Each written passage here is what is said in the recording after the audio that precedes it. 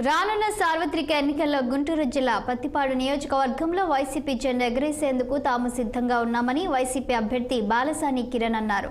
రాష్ట్రంలో ముఖ్యమంత్రి ప్రజలకు అందించిన సంక్షేమ పథకాలే తమను గెలిపిస్తాయని ధీమా వ్యక్తం చేశారు. ప్రతిపక్ష నేత చంద్రబాబు ఈ ఎన్నికల్లో ఎన్ని కుట్రలు చేసినా ప్రజలు మరోసారి తమకే పట్టం కట్టేందుకు సిద్ధంగా ఉన్నారని అంటున్న పత్తిపాడు వైసీపీ అభ్యర్థి బాలసాని కిరణ్తో మా ప్రతినిధి పవన్ ఫేస్ టు ఫేస్. ఆంధ్రప్రదేశ్లో 2024 చారిత్రక ఎన్నికల సమరం మొదలైంది. ఇప్పటికే కూడా పార్టీ అభ్యర్థులు నువ్వెంత అంటే నేనంత అంటే కూడా గెలుపు గుర్రాల్లాగా ప్రచారంలో దూసుకెళ్తా ఉన్నారు. ప్రస్తుతం మనం గుంటూరు జిల్లాలో ఉన్నటువంటి పత్తిపాడు నియోజకవర్గ ఇన్ఛార్జ్ బాలసాని కిరణ్తో ప్రస్తుతం మనం ఉన్నాం. సార్ చెప్పండి, రాష్ట్రంలో ఎన్నికల సమరం అయితే ప్రారంభమైంది. మరి కాకపోతే ముఖ్యంగా చూసుకోవచ్చు గుంటూరు జిల్లా పత్తిపాడు నియోజకవర్గం అంటే చాలా సమస్యాత్మకమైనటువంటి నియోజకవర్గం. అలాంటి నియోజకవర్గంలో పోటీ చేయబోతా ఉన్నారు. ఎలా ఉండబోతుంది? ఈ నియోజకవర్గం నుంచి అయితే మొట్టమొదటి సీటుగా నాకు తెలిసినంత వరకు పత్తిపాడు నియోజకవర్గం నుంచి అయితే మటుకు 100% విన్నింగ్ ఛాన్స్ అని వన్ సైడెడ్గా ఎలక్షన్ జరగబోతుంది. ఇక్కడేదో ప్రత్యర్థి ఉన్నారని చెప్పేసి వాళ్ళు అనుకోవడమే తప్ప ఇక్కడైతే మీ ఈరోజు కూడా మాకు ప్రత్యర్థి ఉన్నారు ఈరోజు కూడా భావించట్లేదు. ఈ సీట్ని జగనానికి మేము గిఫ్ట్గా ఇవ్వబోతున్నాము. జగనన్న చేసిన పథకాలు, సంక్షేమ పథకాలు ఆయన పేద ప్రజలకు ఏదైతే చేస్తున్నారో ఆ పథకాల ద్వారా బాగా లోతుగా ప్రజల హృదయాల్లో గూడు కట్టుకునే వ్యక్తి జగనన్న. ప్రతి ఏ మూలకి వెళ్ళినా ఏ పల్లికి వెళ్ళినా కూడాను జగనన్న గురించి తప్ప వేరే వాళ్ళ గురించి ఎవరు కూడా ఎక్కడ కూడా చెప్పట్లేదు. అసలు టీడీపీ దాఖలాలు అసలు మూల గ్రామాల్లో ఎక్కడ కూడాను టీడీపీ దాఖలాలు లేవు. దీనికి కొత్తగా ఎందుకు ఏదో వ్యూహం వేసుకోవాల్సిన అవసరం అయితే లేదు.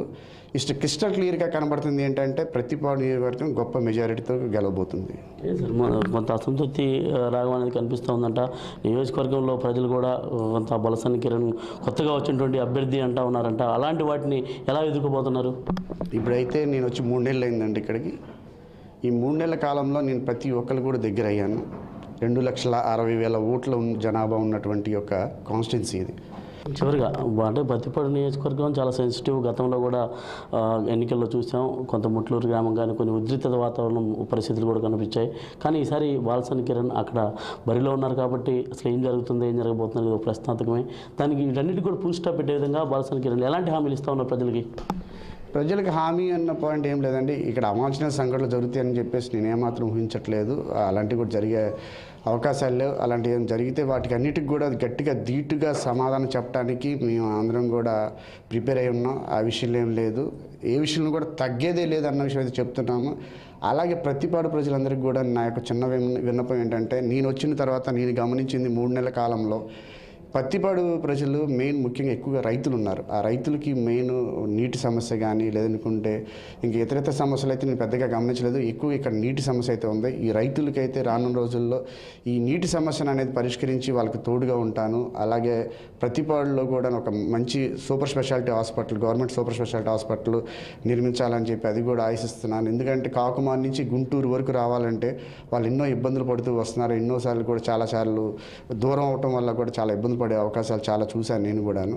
ఇప్పటికే 3 నెలల వ్యవధిలోనే ప్రజలకి చేరువయ్యాను కాబట్టి రానున్న సార్వత్రిక ఎన్నికల్లో పత్తిపాడు నియోజకవర్గంలో వైసీపీ జెండా ఎగరవేయడానికి తను సిద్ధంగా ఉన్నానంటూ కూడా బాలసాని కిరణ్ అయితే మాత్రం స్పష్టం చేస్తూ ఉన్నారు.